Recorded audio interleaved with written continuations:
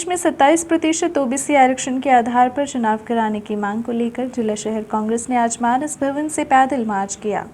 तत्पश्चात राष्ट्रपति के नाम संभागायुक्त कार्यालय में ज्ञापन पत्र सौंपा गया है। उन्होंने कहा है कि देश की आधी आबादी से अधिक पिछड़ा वर्ग के सम्मान व अधिकारों के हितों की रक्षा करते हुए मंडल कमीशन की रिपोर्ट के अनुसार माननीय कमलनाथ के नेतृत्व में कांग्रेस सरकार द्वारा लिए गए निर्णय अनुसार मध्य प्रदेश में 27% ओबीसी आरक्षण के आधार पर ही पंचायत व स्थानीय निकाय के चुनाव कराए जाने के संबंध में विचार करने की बात कही है। उन्होंने कहा कि मध्य प्रदेश की भाजपा सरकार द्वारा माननीय सुप्रीम कोर्ट में ओबीसी आरक्षण के संबंध में ट्रिपल टेस्ट परीक्षण बगैर कराए गलत तथ्यों के आधार पर दी गई जानकारी से प्रदेश में पंचायत और नगर निकाय के चुनाव बगैर ओबीसी आरक्षण के ही कराए जाने का निर्णय सुप्रीम कोर्ट को देना पड़ा है। इससे प्रदेश की आधी से अधिक आबादी पिछड़ा वर्ग के अधिकारों की हत्या होना स्वाभाविक हो गया है। ओबीसी समाज के सम्मान व अधिकारों की रक्षा के लिए कांग्रेस पार्टी आपसे विनम्र निवेदन करती है कि बगैर ओबीसी आरक्षण के मध्य प्रदेश में पंचायत व नगरीय निकाय चुनाव कराए जाने के सुप्रीम कोर्ट के निर्णय पर पुनर्विचार करते हुए प्रदेश की शिवराज सरकार को ओबीसी समाज के सम्मान और अधिकार के लिए शीघ्र विशेष सत्र बुलाकर ओबीसी आरक्षण प्रदान करने के लिए संवैधानिक संशोधन शीघ्र कराने के आदेश जारी करने की बात कही है। पिछले 2003 से 2022 का सफ़र हो गया। 27% आरक्षण भारतीय जनता पार्टी ओबीसी को नहीं दे पा रही है। 15 महीने में आदरणीय कमलनाथ जी ने पिछड़े वर्ग के साथियों का ध्यान रखते हुए उनकी जनसंख्या के आधार पे 15 महीने की कांग्रेस की सरकार में 27% आरक्षण का आदेश पारित कर दिया था। उसी के तहत आने वाले समय में जो चुनाव होते उसमें 27% हमारे प्रतिनिधियों को नौकरियों में सब जगह उनको अधिकार मिलता है। ये भारतीय जनता पार्टी के शिवराज और उनकी ये अली बाबा 40 चोरों की टीम ने सरकार को गिरा के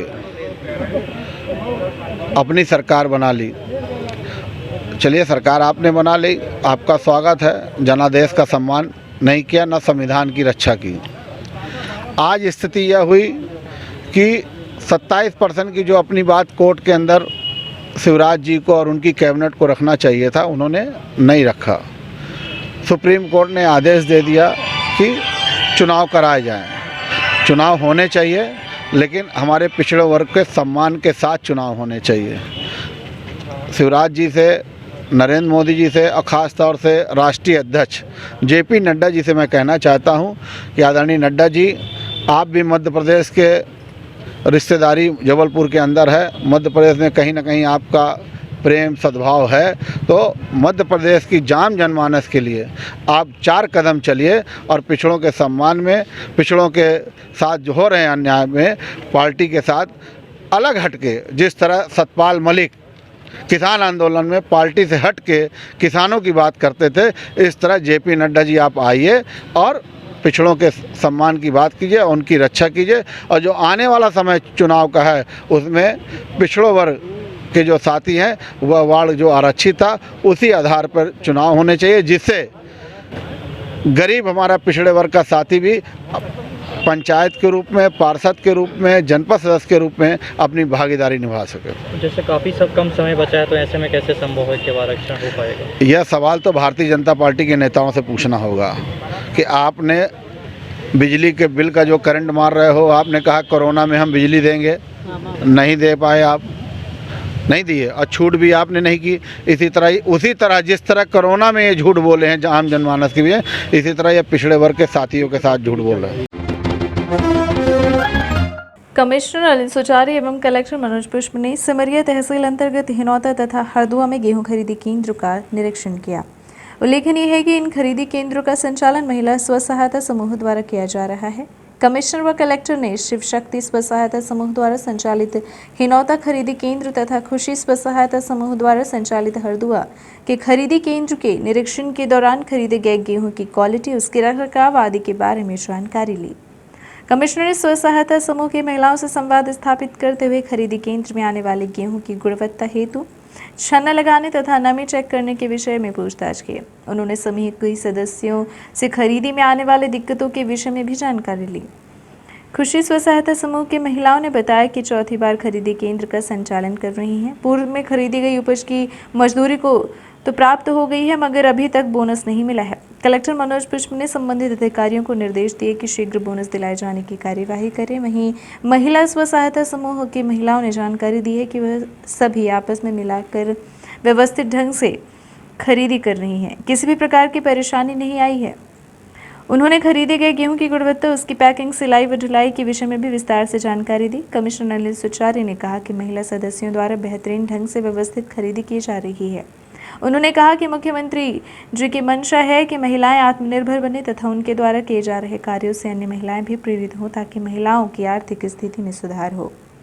उन्होंने सदस्यों से खरीदी के अनुभव के विषय में पूछताछ की तथा खरीदे गए गेहूं को वर्षा व अन्य आपदा से बचाव की व्यवस्था रखने के निर्देश दिए। भ्रमण के दौरान एसडीएम नीलमणि अग्निहोत्री, तहसीलदार, कनिष्ठ आपूर्ति अधिकारी सुभाष द्विवेदी सहित संबंधित विभागीय अधिकारी उपस्थित रहे। रीवा सांसद जनार्दन मिश्र द्वारा आयोजित की गई पत्रकार वार्ता। आगामी चुनाव के संबंध में क्या कुछ कहना है रीवा सांसद का, आइए सीधा आपको उन्हीं से सुनवाते हैं। 48% जिस समाज की जो संख्या 48% है, तो अगर उसको 27% हम दे रहे हैं तो होना चाहिए। उनका न्याय तो यही कहता है। और कमलनाथ तो केवल 27% संख्या ही मांगते थे। वो तो मैंने बताया ना कि 8 जुलाई 2019 को मध्य प्रदेश लोक सेवा आरक्षण संशोधन विधेयक में उन्होंने ये विधानसभा में ये कहा है कि मध्य प्रदेश में पिछड़ा वर्ग की आबादी केवल 27%। आप तक जन अध्यक्ष का निर्णय आया था, न्यायालय तक कोई नहीं। हमारे वो कार्यकर्ता कहाँ जहाँ ओबीसी वाले जो उनको जो मेहनत कर रहे हैं, मशक्कत कर रहे हैं, वर्षों से लगे हुए हैं, और उनको कहाँ, हम तो उम्मीदवार की सारे टिकट आरक्षण वाले को भी दिया जाएगा कि सामान्य को भी दिया जाएगा? पूरे सामान्य के लिए सबके लिए जगह है, पर ओबीसी के हमारे कार्यकर्ता जो वर्षों से काम कर रहे हैं उनको भी तो क्या सामान्य वर्ग कार्यकर्ता नहीं है? तो उनको भी तो दे रहे हैं ना। उनको कहाँ नहीं दे, उनको भी तो दे रहे हैं। उनको भी दे रहे हैं। ओबीसी वाले उनका तो SC ST वाले तो ठीक है, उनका तो रिजर्वेशन है, तो वो तो अपने रिजर्वेशन वाले में लड़ेंगे। जहाँ बाकी तो जहाँ रिजर्वेशन नहीं है, हमारे ओबीसी कार्यकर्ता निरंतर मेहनत कर रहे हैं, काम कर रहे हैं, तो उनको तो हम लड़ाएंगे ही। सामान्य वर्ग को भी वो भी लड़ाएंगे, उनको भी लड़ाएंगे, सामान्य वर्ग को भी लड़ाएंगे। जिला पंचायत अध्यक्ष ओबीसी का होगा या सामान्य होगा, ये बताइए। अब ये तो पार्टी तय करेगी इसमें, और नगर निगम अध्यक्ष अब ये तो निर्णय करने का काम पार्टी करेगी। सैद्धांतिक रूप से हमने आपको जो पार्टी की नीति है वो उसका उल्लेख हमने किया है। बाकी हर निकाय के बारे में तो निर्णय पार्टी का जो वो टेस्ट में भारतीय जनता पार्टी ने सही तथ्य प्रस्तुत नहीं किए और यही कारण सुप्रीम कोर्ट ने ओबीसी का आरक्षण खत्म करने की बात की। हमें आर्थिक, सामाजिक और राजनीतिक परिस्थितियों के बाबत निर्देशित किया गया था और हमने 600 पृष्ठ की रिपोर्ट प्रस्तुत की है। अब उन 600 पृष्ठों में सारे तथ्य उल्लिखित हैं, पर सवाल ये है कि सुप्रीम कोर्ट में जाने की परिस्थिति कैसे पैदा हुई। सुप्रीम कोर्ट तो कांग्रेस गई ना, हाई कोर्ट तो कांग्रेस गई, हम तो चुनाव शुरू हो चुका था, तो हमने तो कभी, और ओबीसी आरक्षण के साथ चुनाव प्रारंभ था, नामांकन पत्र दाखिल हो गए थे, लोगों ने चुनाव प्रचार शुरू कर दिया था, तो गए तो ये वहाँ। और इनका कहना है कि केवल मध्य प्रदेश में ओबीसी की संख्या 27% है, और हमारे आयोग ने कहा कि ओबीसी की संख्या 48%। इन्होंने तो विधानसभा में ये कहा कि ओबीसी की संख्या 27%, जबकि वास्तव में आज जब आयोग है तो उसको कह रहा है कि 48%। तो ओबीसी को आरक्षण न मिले, बिना ओबीसी के आरक्षण के ओबीसी नगरीय निकायों में, स्थानीय चुनावों में भाग न ले पाए ओबीसी समाज, इसका षड्यंत्र कमलनाथ की कांग्रेस पार्टी ने रचा है और कमलनाथ जी इसके सूत्रधार हैं। आपकी सरकार कितना परसेंट कि 48% आबादी ओबीसी की है। ये चुनाव 2019 में हो जाने चाहिए थे, लेकिन कांग्रेस पार्टी ने उस समय चुनाव नहीं कराए। भारतीय जनता पार्टी की सरकार बनी, कोरोना काल में भी हमने चुनाव का आरक्षण, परसीमन ये सब कुछ पूर्ण किया और चुनाव कराने का काम शुरू किया।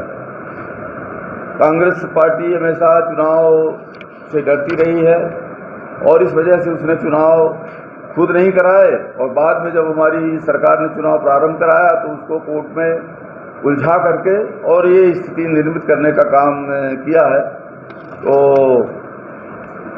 जिस तरह से इन लोगों ने पहले त्रुटिपूर्ण तमाम परिसीमन कराया, त्रुटिपूर्ण, और जो सही परिसीमन था उसको बाधित किया और इस वजह से जो ओबीसी के लिए आरक्षित सीटें थी वो समाप्त हुई, कम हुई। पंचायतों का विलय माने समाप्त हो गई, कोई कई पंचायतें समाप्त हो गई। तो इस तरह से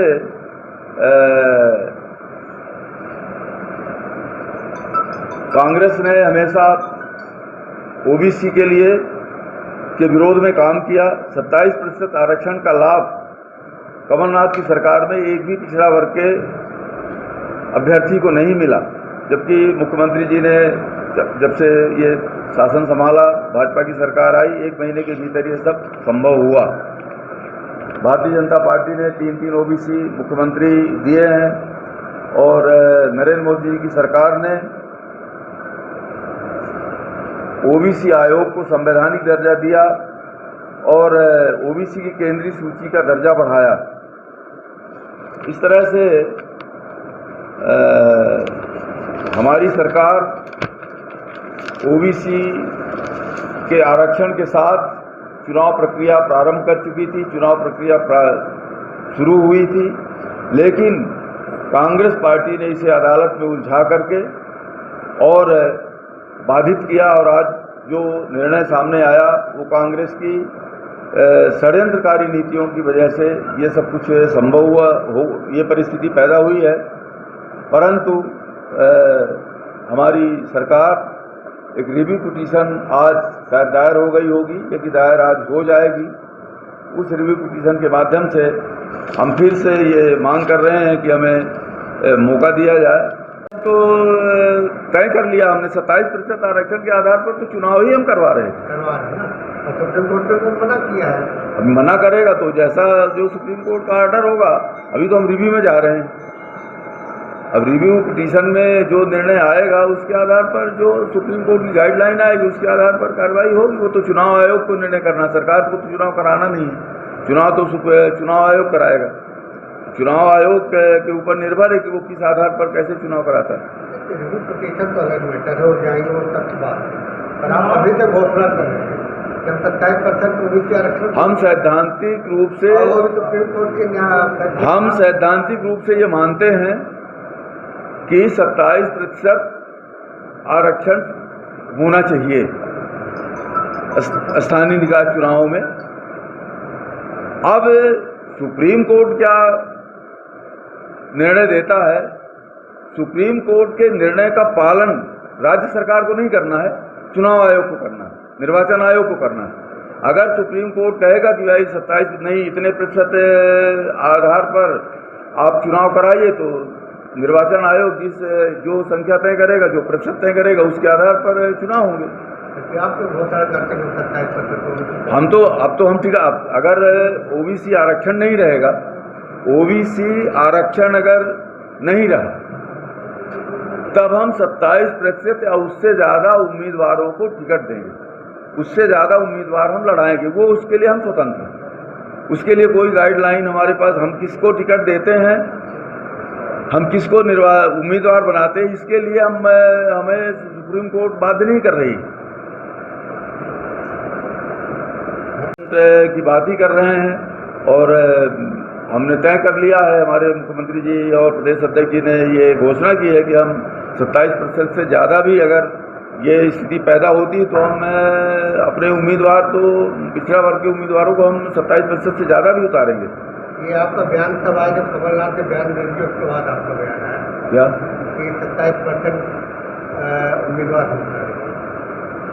हम तो हमेशा से कमलनाथ जी तो केवल 27% आबादी की बात उन्होंने लोकसभा में विधानसभा में की है स्पष्ट, जैसा मैंने आपको जो ये प्रेस नोट है उसमें भी है और मैंने अभी आग्रह भी आपसे किया, बताया भी कि कमलनाथ जी तो केवल 27%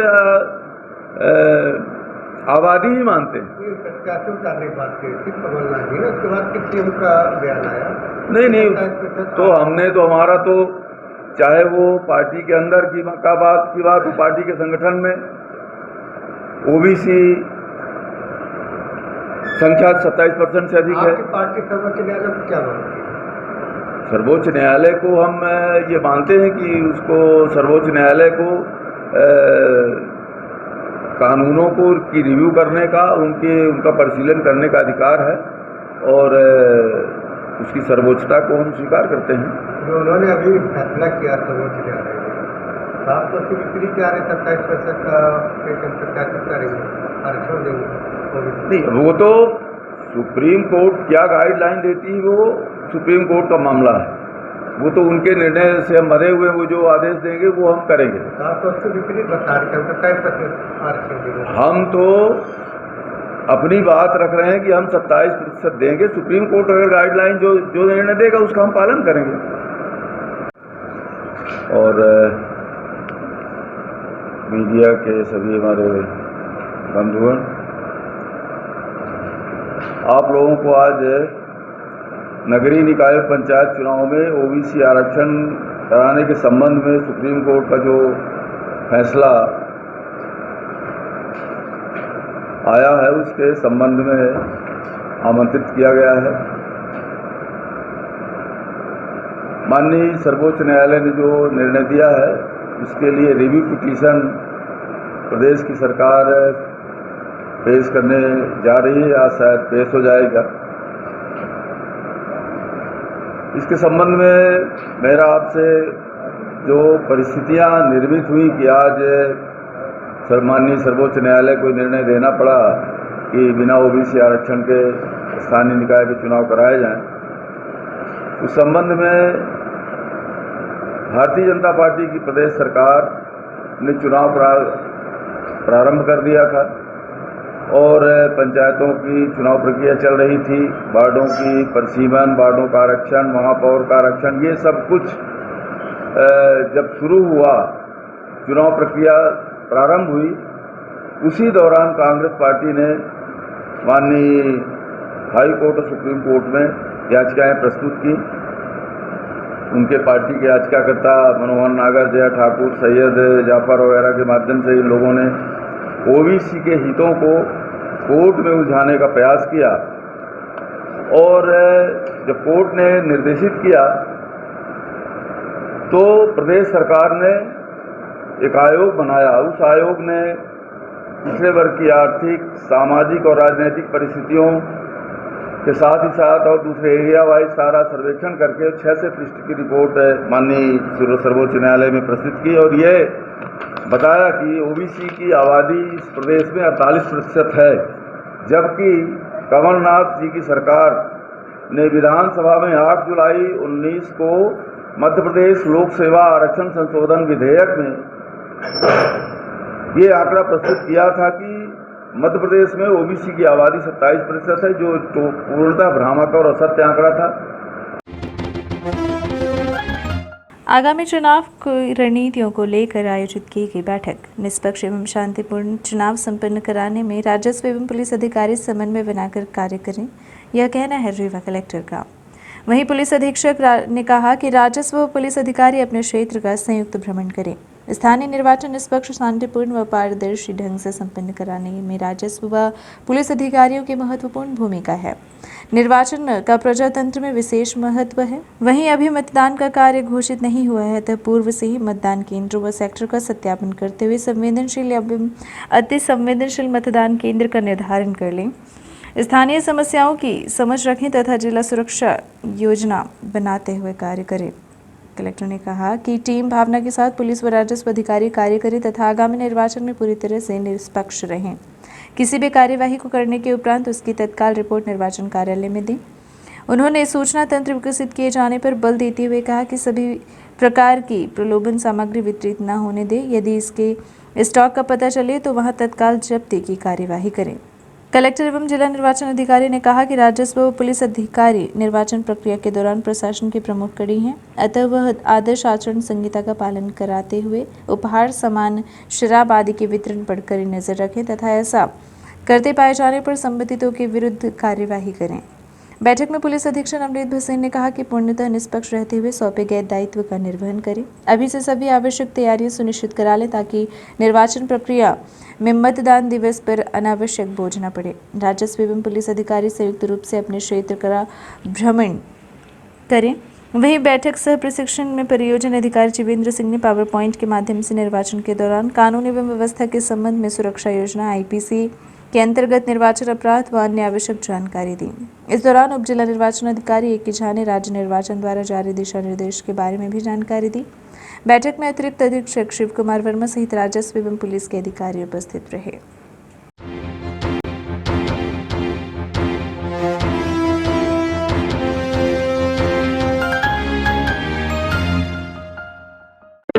महानगरों के बाद अब आपके शहर रीवा में आ गया है हाई स्पीड के साथ न्यू ब्रॉडबैंड रेलटेल, जिसमें आपको मिलेगी अच्छी स्पीड और बेहतर सर्विस। तो न्यू ब्रॉडबैंड कनेक्शन के लिए संपर्क करें VPS केबल नेटवर्क, पता John tower 2nd floor near college चौक रीवा। मोबाइल नंबर है 9000992232 और 9425470430। धन्यवाद।